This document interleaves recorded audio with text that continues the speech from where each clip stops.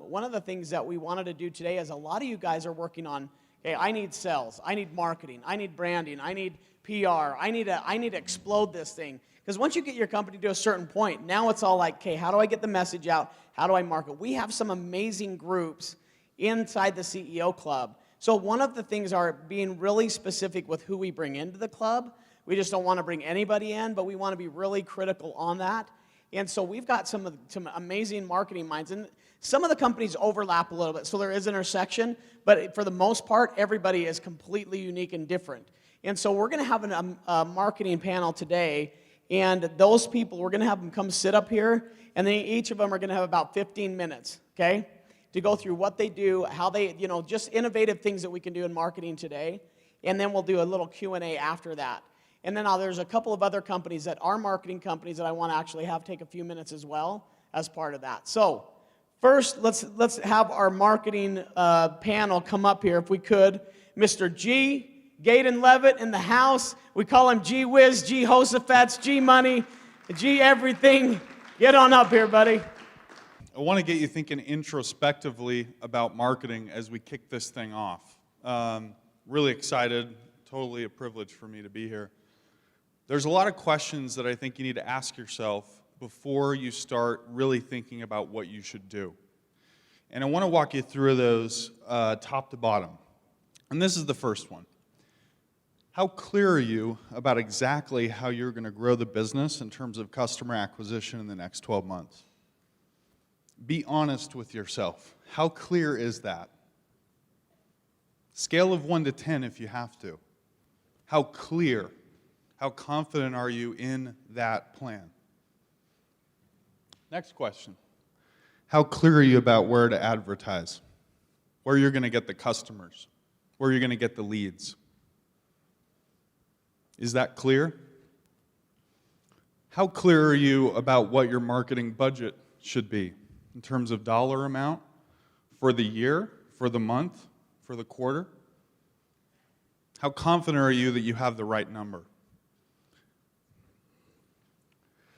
And lastly, how clear are you about what to spend to acquire a customer? Is there anyone in this room, if I asked, do you know exactly how much you're willing to spend to acquire a customer to the dollar? Does anyone know that number for their business? I'm just curious. Great. Let's do that today. How about that? A little bit of philosophy before we get into that. I want to talk real briefly about beliefs, real briefly about process, and then we're going to go into marketing math. So the first is the belief. And this quote from Peter Drucker is really, I think, the encapsulation of where you want to put marketing inside of the context of your business. And he says, the purpose of business is to create a customer. The business enterprise has two and only two basic functions, marketing and innovation. Marketing and innovation produce results. All the rest are costs. Marketing is the distinguishing, unique function of the business. So when we talk about marketing, we're really talking about the idea of customer acquisition. You could put sales inside of that if you'd like, but we're really saying the purpose of the business is to create a customer. My belief is that marketing is a science. And if I had enough time, I could prove it to you with some data. But I will tell you that it's my belief that marketing is a science because of experience, not because of something that I read. To credit everyone up here, there are many pieces of the marketing puzzle that are incredibly artistic and creative. But the process as a whole is not an art. It's not a lottery, it's not a crapshoot, and it's not a guessing game. It's a process. And I've created a process that's systematic for this. Just going quickly through here, there's 12 modules that we've developed over the last 10 years, etc. But the punchline is you need to follow a disciplined process for marketing. You should have a very disciplined step-by-step process to acquire customers that you're following. So there will be math. And I know it's unfortunate, but it's so important. For the most part, marketing is mostly just behavioral psychology and math. Any behavioral psychologists in the room? You. For legit. Awesome. Any mathematicians? Okay. That might be why marketing is hard, right? It really is mostly behavioral psychology and math. We're going to go over the math right now so that you got a jump start. I mean, this is an exercise-based activity here. So who does not have the paper that I'm holding up right now in front of them? Anyone not have this? So when I say marketing math, I'm really talking about exactly what's on this paper. And when we talk about this, I want you to think about it inside of the context of this. The laws of business growth are the exact opposite of the laws of profitable business growth. You ever thought about this before? What are the laws of business growth? Well, these guys are going to talk a lot about it. It's centered in the tenets of psychology, getting in front of an audience, traffic, conversions, etc. The laws of profitable business growth, math and science. Totally different, right? What we're really talking about is the value of the customer in relation to the cost to acquire the customer. So that's what I want to work with you on with this sheet. So hopefully everyone has a pen, and I'd literally like you to do this activity right now. Don't try to get any of the numbers perfect. That won't happen. But a good guess would be good enough for today. So this process will help you reverse engineer your business for profitable growth. So the first thing is you need to pick a date range to think about all this data in. There's going to be 6 main variables at play here, and you want to have a clear idea of what the date range is that you're looking at. Because all 6 variables need to have the same date range that are applied to them, okay? So my recommendation is that you pick the last fiscal year, okay? So you're going to be thinking about your business in terms of the last fiscal year. You want to ask yourself, first question, ARPCL. What is the average revenue per customer lifetime in my business? We're talking average transaction size multiplied by average number of transactions in a very simplified environment. What does the average customer spend at your company? Lifetime. Not first transaction, the lifetime. Okay, we're talking about gross revenue here. Take a minute and fill that out. Best guess. Questions on ARPCL? Okay, let's keep moving. For those of you still working on ARPCL, this next one applies heavily. You're now going to essentially write in the gross margin on the money that you just wrote in ARPCL. So let's pretend that your ARPCL was 100 grand. What's the gross margin on that money? How much does it cost you to fulfill on the orders that are sold? Literal fulfillment, right? I sold you a bottle of water for $1. Cost me 10 cents to produce the bottle of water. Gross profit's 90 cents or 90%. So I'm asking you to give me the gross margin in terms of percentage, that 90% number. Does that make sense?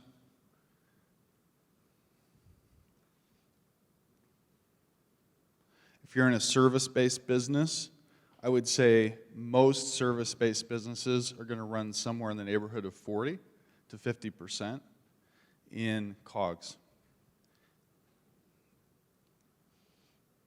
So you're going to want to know, essentially, what the value of the customer is in terms of gross margin. As a side note, I find that most people evaluate the value of a customer based on top line or gross revenue, or in other words, the first thing we just calculated there, ARPCL. If you do not adjust for gross margin, you're in big trouble, right?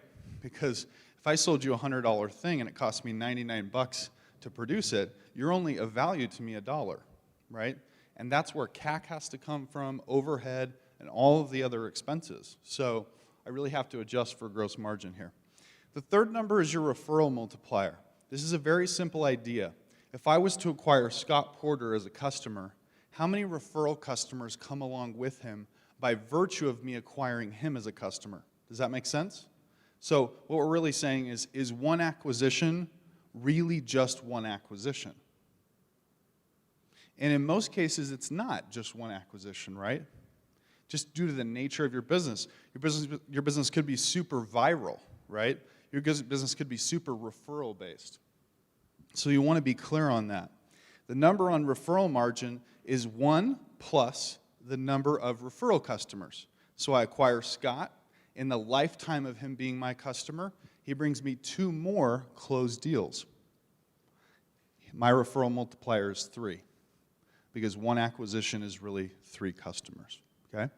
So that's what you'll want to workshop at this point. If you can get those 3 numbers down, you've calculated your customer lifetime value. So we'll get into the multiplication of all that in just a second. Moving into the bottom section there where you see marketing expenses, this is very simple. In the date range, how much did you spend on marketing? And then how much did you spend on sales? So we've divided those 2 up. I recommend that you think about them separately because you probably have different departments and different functions for that, but we're talking about everything: human capital, software costs, whatever went into customer acquisition. If you know your customer acquisition expenses, you could just essentially blanket the top of that and say all customer acquisition expenses were X, which includes marketing and sales, right? So you want to be clear about how much you spent to try and acquire customers in that date range. Again, last fiscal year likely. And then the last element there is number of customers generated. So all we're saying here is those marketing and sales expenses in the date range, how many new customers did they actually acquire, right? Not how many sales did you make, but how many new customers were obtained.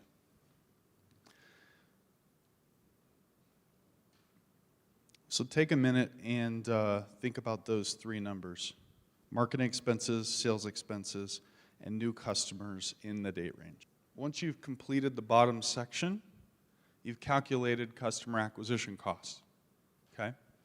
Now, up on the board, you'll see the scale up there, value versus cost. This is what we just did, right?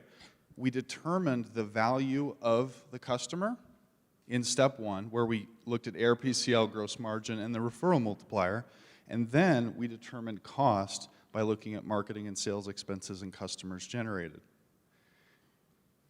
Now, the juggernaut is the relationship between those 2 numbers.